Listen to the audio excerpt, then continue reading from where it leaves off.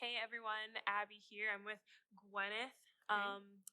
And so today we just with everything going on in the world, honestly, it feels like the past 3 months have just equated to like 8 years of aging. I Honestly. don't know if that's how you're feeling, and especially these past couple weeks have just been really heavy. And so we wanted to address the topic of racism. I know that obviously in our youth group with Refuge and Side Door, we do have students of color. We have so many different people with different backgrounds, and we want to love and celebrate that. And we just feel that it's really important to address topics that are uncomfortable.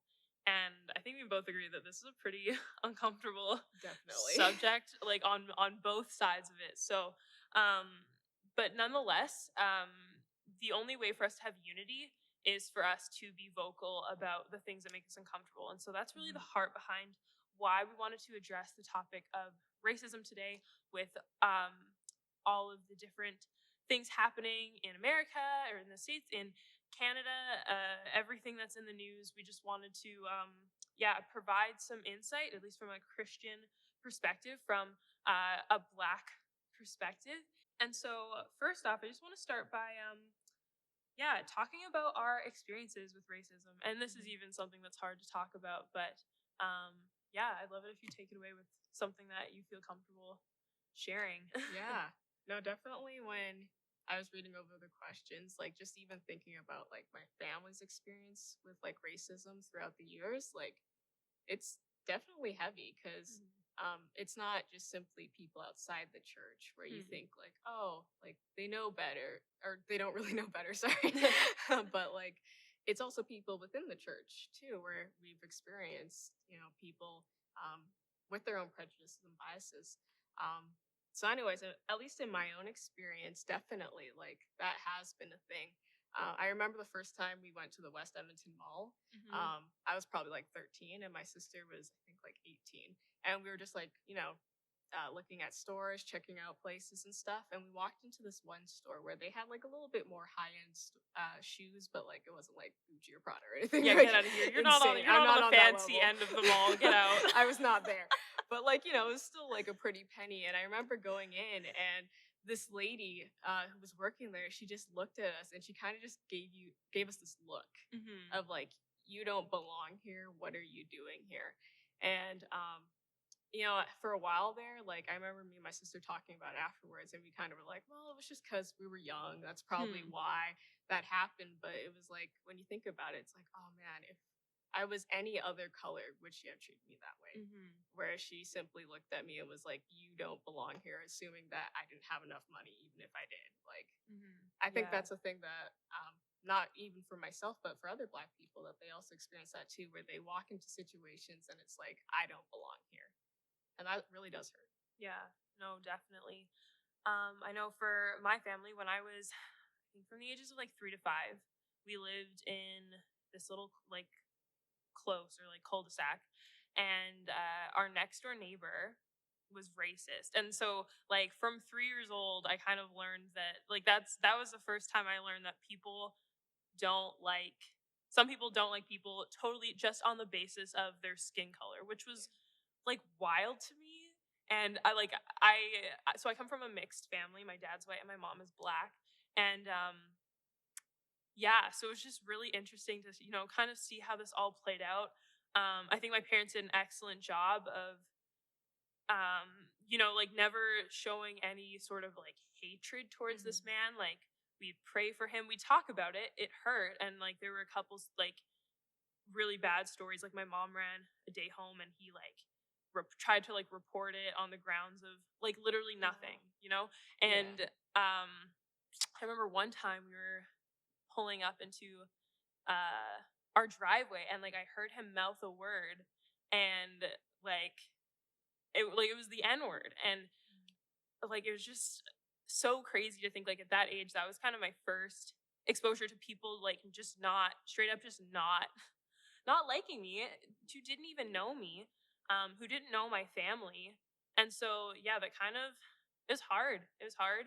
And I think interesting this story that you talk about, because it's not like it was blatant, like it wasn't a blatant situation, Yeah. right? Where she calls you a name or physically like tried to harm you or something like that. But I find that like maybe besides that and a couple other experiences, a lot of the racism that I faced has been very subtle Mhm. and very sarcastic and very passive. I don't know if you can Yeah. Oh, definitely. attest to that. Yeah. Definitely. Yeah, it's crazy. And like and for me, um like being mixed, and I think every black person has probably dealt with this at some point, but just kind Mhm. of people deciding when they want you to be black and white, if that makes sense. Yeah. Like if I had Starbucks one day, it's like, oh my goodness, you're so white and basic. Yeah. Like I just wanted a refreshing drink. Like I didn't know that that disqualified me Yeah. from like being my heritage, or um if I don't use words like ain't or y'all, Mhm. Oh, yeah. then I'm like not black enough, Yeah. you know? And it's not like there's like yeah, I feel like those things come from a lot of ignorance, and in a way Mhm. I'm really happy that with all the conversations coming about with social media, I think people are starting to realize that things like that, even though they might not be coming from a place of like evil, they still hurt, Yeah. you know? No, Yeah. definitely. Yeah, like I like what you touched on, especially like the idea that yeah, you don't have to necessarily be blatant in how you like Mhm. go about like I don't know, just calling out like black people and like but like a lot of like racism is a lot more hidden. And yeah, no, I definitely agree with you on what you said there. Um I don't know if you also experience with like those kind of I don't know the term that people use is microaggressions. Yes, I like learned that this week, Yeah. so that's cool. But yeah, regardless, I think yeah, those comments, whether they're coming from a place of like truly wanting to insult someone or trying to be the joke, because actually this happens to me all the time. It's like, all right, like I feel like I've dealt with this in school, in Bible college, even where it's like I've just felt like I've been in these situations where it's like there's no other joke that could be told in the room, I guess. So we're gonna like make fun of Abby's race just to like seem like the funny person. I Yeah, don't know if you've ever experienced that, but it's like those things aren't worth it's not worth it for your 5 seconds of I agree. comedic gold. And I've always been like, man, like there's so many other things you could be making jokes about. Like why do you pick that? Race, You yeah. know? But regardless, like yeah, those things hurt, whether they're Mhm. meant to be funny or they're meant to be mean. It sucks. Yeah. And I think after a while, like I know for me, it's almost like I started to excuse those jokes Mhm. because I didn't want people to feel uncomfortable. Yeah.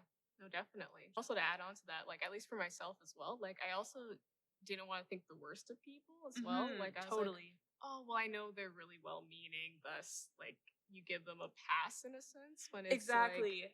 well, that doesn't Yeah. excuse the behavior even if it isn't intentional. Totally. Yeah, I think that's so key. And so yeah, I think with all the learning that we're doing, like I know for me, I feel so much more confident to call someone out with love, but to be Mhm. like, hey, you know what? Like yeah, that's the thing. I think you develop a rapport with friends, so sometimes it can be easy to kind of play on those jokes when it's sometimes just really not okay. But I Yeah. feel like I'm a lot more confident to just call people out in a loving way and just say, hey, like that's not cool. Like I love you. I know you love me. I know that you weren't necessarily trying to be Mhm. racist, but comments like that are part of the problem. Yeah. You know.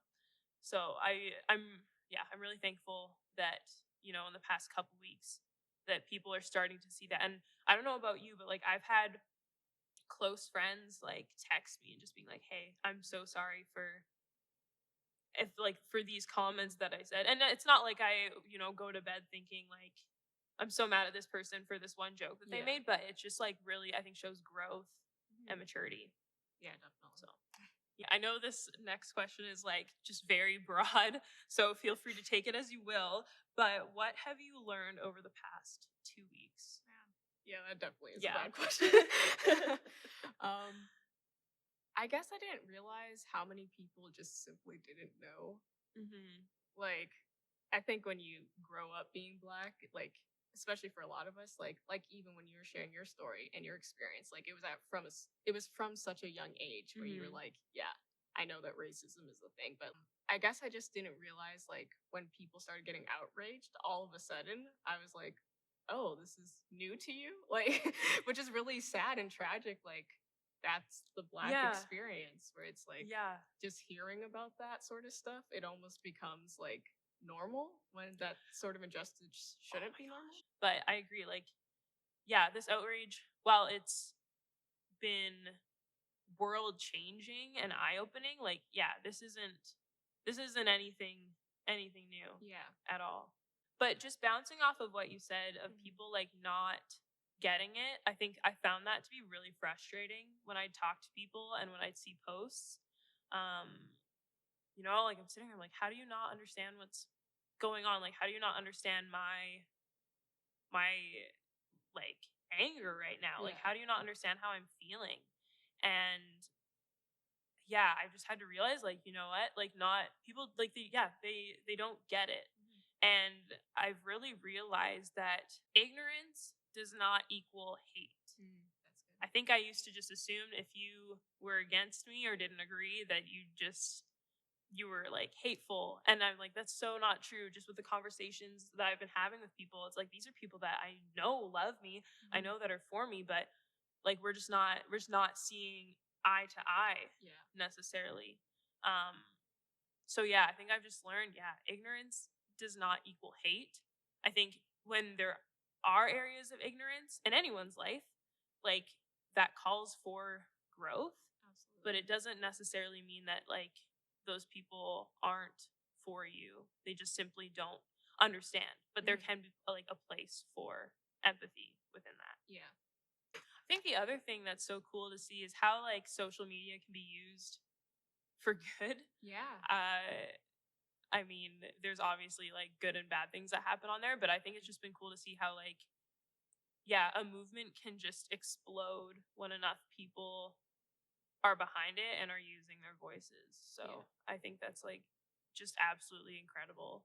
Yeah, Yeah. absolutely. And I think it's also cool because you're seeing like Christians and non-Christians also like Mhm. coming together in a way to like actually promote change too within our systems as well. So that's pretty cool to see. Yeah, definitely, definitely.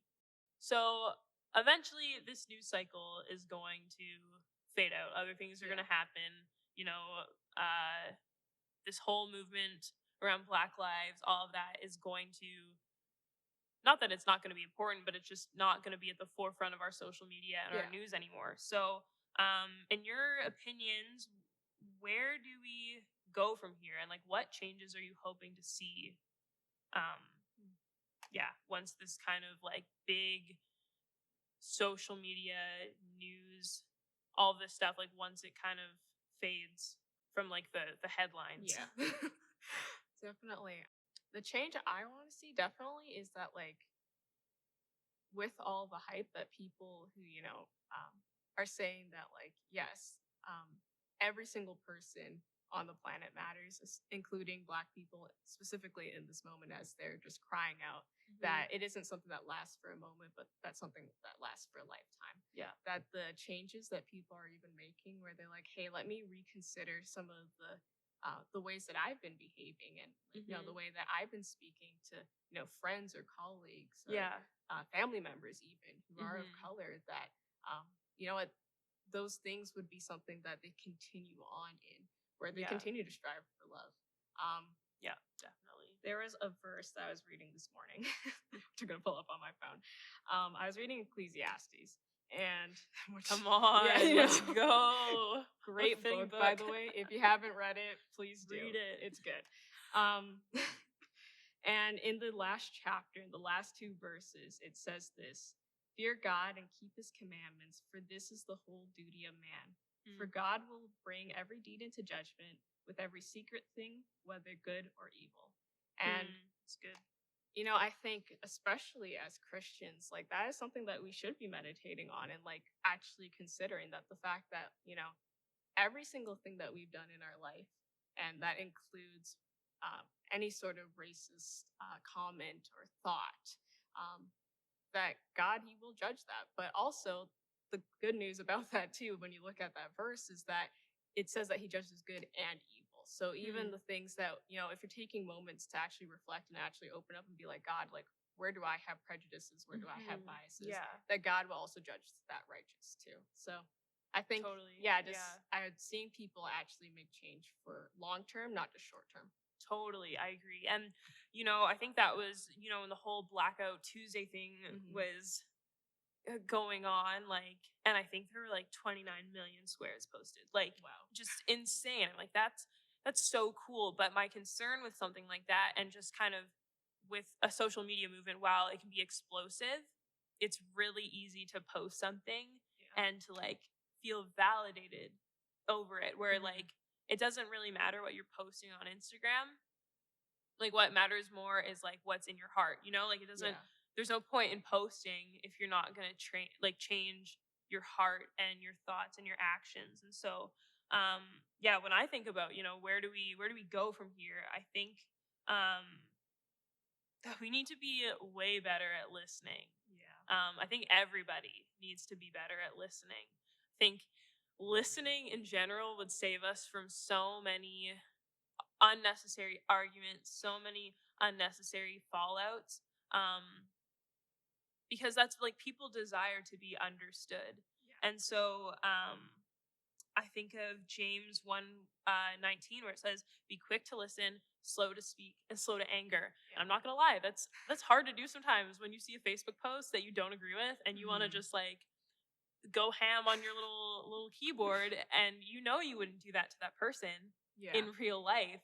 And like, it doesn't matter if you think that that person is genuinely wrong. It doesn't matter if you have totally opposing viewpoints. um I just don't feel like that's in the character of Christ, Yeah.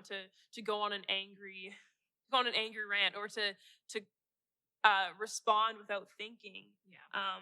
And I another verse that came to mind was Proverbs 18:13, where it says, "To answer before listening, that is folly and shame." So it's Hmm. literally saying that to answer someone without listening to them, without knowing the facts, without taking time to hear what they're saying as well, it's foolishness. Yeah. And yeah, so I think that's one thing that, no matter what side of the coin you're on, like, that's something that we all need to do. Um, Especially considering some of the things that are out there on social media. Like, not every statistic that you read, not every fact that you see is necessarily true. Not even Yeah. every video or photo that's posted is Yeah. totally, like, there's things that are fabricated. So I think we need to be intentional in listening, and intentional in what we choose to believe, and Hmm. just be critical thinkers, and to not just post out of anger, or um to make ourselves, to puff ourselves up over this Yeah. one person. I know, like, that's something I really had to deal with this weekend, where I'm like, I could just school this person right now, like, watch me do it. But like, that's Yeah. not helpful to anybody, because I know Yeah. that person's not going to listen to me. Mhm. Like, and so yeah, like, there's just even like some Facebook posts where I just had to like be like, you know what, it's not worth it. Yeah. You can have a different opinion of that person, and you can still love them, and you can move on. And there were other moments where I was like, I feel like I want to respond. So like, in one situation, I waited a couple days. I like thought through it, prayed through it, typed a little thing out, and like, honestly felt that me and this person had come to some form of like understanding. Did we Mhm. necessarily still see eye to eye? No, but that's okay. And we were able to do it cordially, in a way Yeah. that was, I felt, that was uplifting. So I think, yeah, listening is just absolutely, absolutely key. Definitely. Um, I think humility and repentance, I think, as well, are two other really important aspects to us moving forward. And there's a verse in the Psalms that I wanted to read. It's from Psalm 139, where David, so the psalmist, the man who wrote most of this book, is just asking God to examine his heart. And he finishes it, he kind of starts it with that way. It says, "Oh Lord, you have examined my heart and know everything about me." And it finishes with him saying, "Search me, O God, and know my heart. Test me and know my anxious thoughts." Point out anything in me that offends you and lead me along the path of everlasting light. And I just think of that, like, man, even for me, like, yeah, there's been moments where I'm like, God, I just need you to like search my heart right now, and just um any trace of bitterness. I think that's Yeah. something that I've just been feeling, like, with thinking back to a lot of just like racially charged moments that I've dealt with. Like, I've become pretty hard this week, like just thinking about them Yeah. because they really hurt. And it's like, you know what? You just got to think and just ask God to search you and to bring those things out so that you can deal with them. Mhm. And I think yeah, that requires humility because it hurts, and I don't like it doesn't feel fun to have Yeah. to go through that.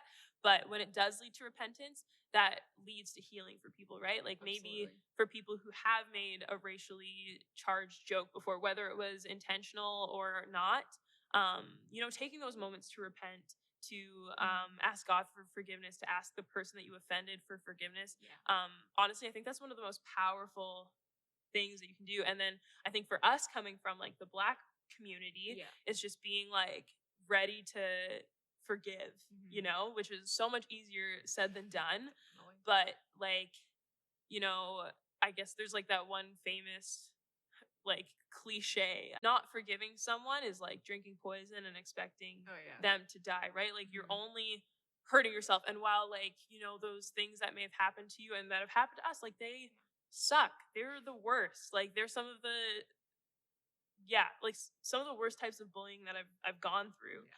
But like, harboring all that anger and bitterness is only going to make me more closed off and Yeah. angry, right? And I just think of um the grace that God has given us, and how we also need to extend that towards others. Mhm. And yeah, and I also just think of, man, just like celebrating. I think that people saying things like "I don't see color," while that's not necessarily intended to be like an insult. Um, for a long time, people have seen our color, and so then to Yeah. decide to not see it, it's like, yo, like, I just want you to just like me for me, and Yeah. like that's a big part of me. Like, I believe that God created everyone in His image, and being Black is great, being white Yeah. is great, being Asian, Hispanic, like every race is, like, we're all beautiful, and we all have Yes. so many different experiences that we can bring to the table. And so I think it's important to like acknowledge each different part of Christ's body. Mhm. No, recognize that they're different, Yeah. but at the end of the day, like, we can all be united within our diversity. Yeah. Absolutely. Yeah. Yeah, even touching on like what you're saying about the Black community, like Mhm. forgiving and like not holding on to bitterness. Like that was definitely something I had to even deal with like Mhm. head on like 2 years ago, Yeah. where someone did make like just a comment about like the N word not being an okay Hmm. acceptable word to use, and how Black people shouldn't feel bad about it. And like, and you just get like really upset because you're like, man, like that was a word that was used to demean people and to Exactly. hurt people and to make them feel less than. Yeah. And so like to hear someone who was older say that, it was just like, man, like I was just mad. I was like ready to, throw some punches. Like, Yeah, I wasn't even there, and I want to throw the punches. I'm not gonna lie. like Ugh. and like it was hard because I was like surrounded by my friends who were predominantly white, and they were kind of like, I don't see the problem. Right. And so Yeah. like it was just like, okay, in this moment, like I really like it took me months to just be like, Lord, like actually like help me to forgive fully like this man. Like Mhm. whether Yeah. he gives me an apology or not, to Yes. Yeah. go above and to forgive him. And in the words of Michelle Obama, when they hit Mhm. low, we go high. Hey, Like come on. so I think that's true even for us as Christians, where it's like, yeah, like you know what? Especially like as Black Christians, where it's like, you know what? Yes, like people are gonna make comments that are just hurtful, but to take the high road, which is following God's word and like being people who choose to forgive, even if Mhm. we don't see the fullness of that. Totally. Yeah. Yeah. And I'm like, I was saying that I got texts from friends and stuff, but there were a Yeah. couple people I was like, is this person gonna text me? I saw their square. Like, Yeah. where's my direct apology? And it's like, dude, it's not worth it to Yeah. be angry about it. And I just think of, Jesus saying like to love your enemies and to pray for Mhm. those who persecute you, which is so much easier said than done. Yeah. But, like I think back to my parents praying for our racist, totally blatant racist neighbor. Like he's one of the worst people I know. Like just not a nice person. Yeah. But yeah, like it's not going to do anything for us to harbor that anger. I think another thing that I would love to see is, like in social settings where maybe a situation like that does happen, Yeah. where someone says something out of ignorance that's just like really offensive. Like I want to see people standing up for that. Yeah. I want to see black people having the confidence to stand up lovingly, but I think that there's also power in like our friends in those situations to also stand behind you and to support you in that. So I think that's another thing that I would absolutely love to see. So, what advice do you have for our students who are of color, or what would you say to like your middle school or high school self as you deal with the world as a black person? Oh man, that's a loaded one. There's like so much you want to say. But I think definitely like just encouraging people, especially students of color, to just have the voice to like speak up. And I especially like, yeah, you already touched Yeah. on that, but definitely now, because so many people are aware of it, like just having confidence to know that like, hey, you're not alone in this situation. Like there are many people of color, unfortunately, who have gone through like really hard stuff. And that isn't easy and it's not fun, but knowing that there's other people as well who can like empathize and truly like have compassion for you as well, and like walk alongside you even as you go through these things. And also as well, just knowing that like you are enough as you are. Yeah, like you totally. don't need to change in order to be like accepted by people. Like know who you truly are accepted by, and that's by God. Like he fully accepts you for who you are, and like for you being black. Like he loves you and he cares about you. And I think like definitely in my own journey, like especially when you look at like beauty standards, I think that's a really tough one for like people of color, where like totally, you see that it isn't you. Like oh, 100%, like at all. Yep.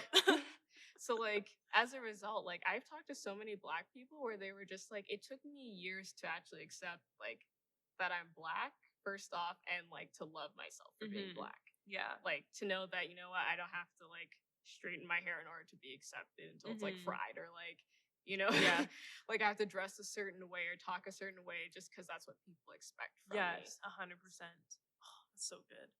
Y'all, seriously, I wasted so much money on this hair trying to just straight up frying it because I didn't like it. But honestly, yeah, and I think that's really, I think you nailed it. If I had to talk to my, middle school, high school self, or like specifically to our students who are of color, like just love yourself, because God created you so perfectly and so intentionally. And exactly, you nailed it. Well, and at least I think it's gotten a lot better, but I feel like for us growing up, there was very little representation of black people, in beauty standards, without their hair being bone straight or in wigs and weaves or whatever. Like it just became cool to be natural. Missed that train. So that's cool.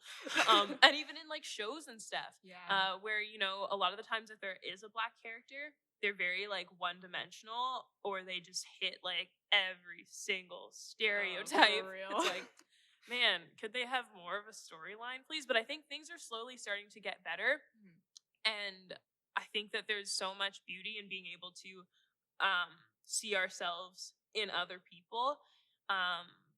So just love yourself. Don't be afraid to stand up for yourself. I think like, going back, there's so many situations where I wish, not that I wanted to like, like insult a person back after saying something that was offensive, but like there were just times where I wish I would have stood up and just spoken out. A lot of the times because I don't think people understood the weight of their words, and it probably would have even saved situations from happening again and again. Mhm. So yeah, don't be afraid to say something and to stand up for yourself in a way, again, that is gracious and loving and that will lead you to forgiveness. Yeah. But yeah, I think having a voice is like probably one of the biggest takeaways from this whole movement. Like, I know I feel like I have a voice, so I hope you guys feel like you have a voice. I think this next part I kind of have been struggling with a little bit, but I think that there can also be beauty in, sharing your story. Mhm. I've had people, yeah, for the past little bit ask me about things that I've gone through, and maybe not everyone's ready to or like wants to share those things because it Yeah. can be really hard to talk about instances of racism in your life. It can be really hard. But I just think there's beauty in telling your story. Mhm. And I think initially I was kind of taken aback of like, if you don't understand why isn't right, then like I don't need to teach you anything. But this whole thing, again, going back to like ignorance, not necessarily meaning hate, Yeah. like I think for me as a Christian, when I want people to empathize with me, like when I want my friends and family to understand what I've been through, like I almost feel like, not that I have an obligation, but I feel like I I want to educate them. I want Mhm. to tell them how certain things make me feel. I want to recommend books to read and documentaries and movies to watch because Yeah. I want them to get me. And I know different people have different feelings on that, but I think there can also be beauty in just, yeah, being willing to educate people, especially people who like want to learn. People who don't Yeah. want to learn, don't worry about Yeah. it. Honestly. But people who are, willing to who want to understand, um even, yeah, this week I've just seen how that has played into tremendous growth for Mhm. me and for the people that I've been able to yeah, to educate and to talk to. Yeah. No, that's such an interesting point you're talking about. I was recently watching a video and it was talking about Dave Chappelle. Yeah.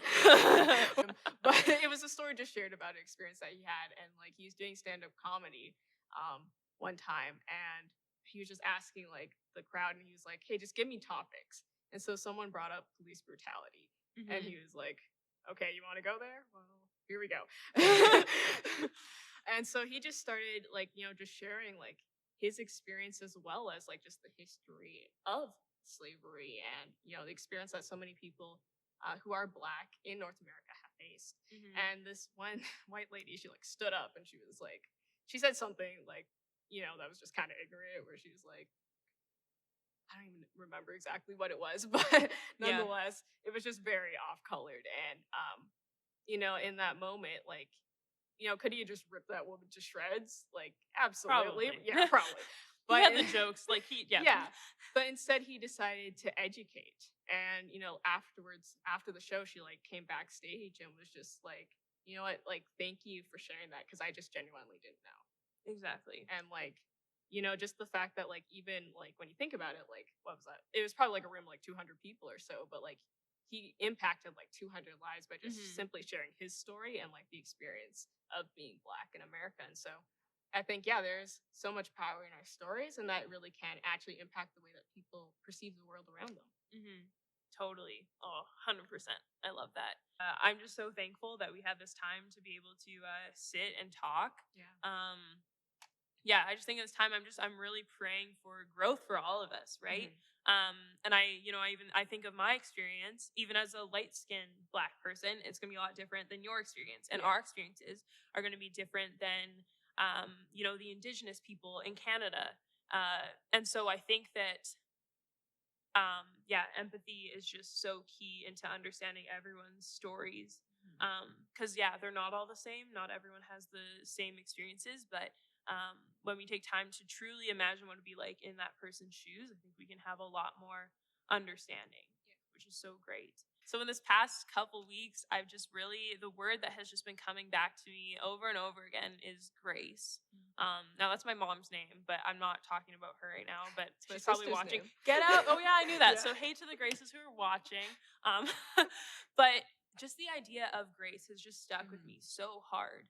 Um me having like needing to have grace for people who don't necessarily understand the struggle of the Black community. And then also remembering that the grace that God has had for each and every one of us. And, the thing about our skin color is that, like, that's not what saves us. That's not what leads us to righteousness. It's God's grace. Like, it's only God's grace.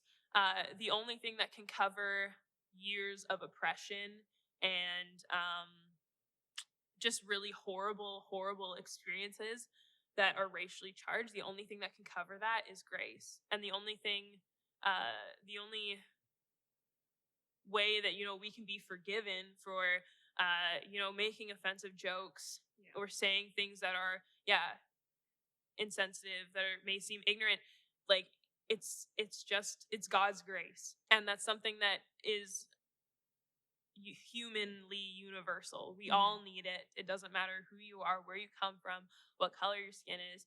We all are in dire need of God's grace. And so the song Grace Alone just was really weighing on my heart this week. And so we have a little video of this song, and it's just absolutely beautiful. And like every time I listen to it, it just gets to me. So we're gonna have that play next, and just feel free to let the words just really wash over you. And just take them to heart. So we want to thank you guys so much for tuning in and watching today. Obviously this is a lot different than some of the other stuff that we've been doing, but we won't be doing Zoom collectives tonight, but we will have some reflection questions in the description down below. So feel free to just go through those as you listen to the song.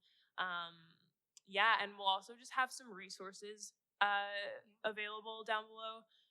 This is a conversation that, I think we want to be having all the time. Like, we don't want this to just be like a one and done, we're following a trend thing. Like, no, like this is lives that are at stake.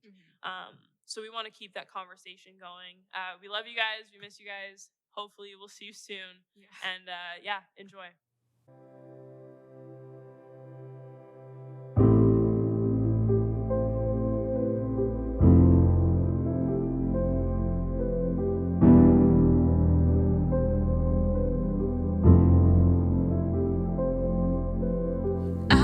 An orphan lost at the fall, running away when I hear you calling. But Father, you worked your will, and I had no righteousness on my own. I had no right to draw near your throne. But Father, you loved me still, and in love before you laid the world's foundation, you predestined to adopt me as your own. You have raised me up so high above my station. I'm a child of God by grace and grace alone.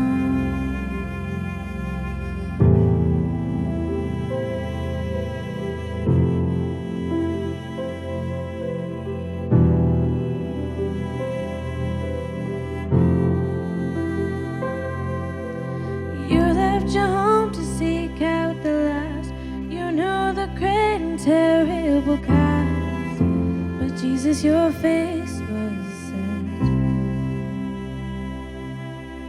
I hooked my fingers down to the bone, but nothing I did could ever atone. But Jesus, you paid my debt. By your blood I have redemption and salvation. Lord, you died that I might reap what you have sown, and you rose that I might be a new creation. I am born again by grace and grace alone. And I was in darkness all of my life. I never knew the day from the night, but Spirit, you made me see.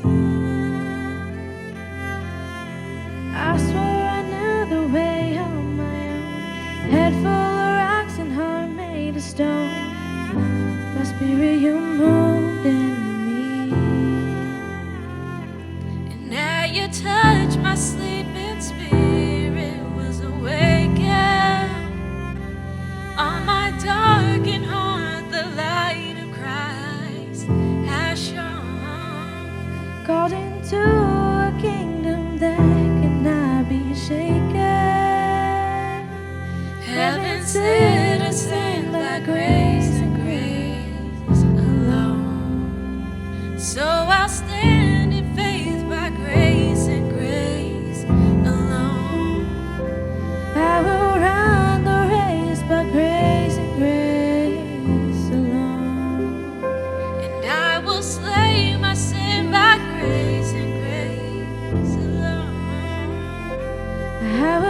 reach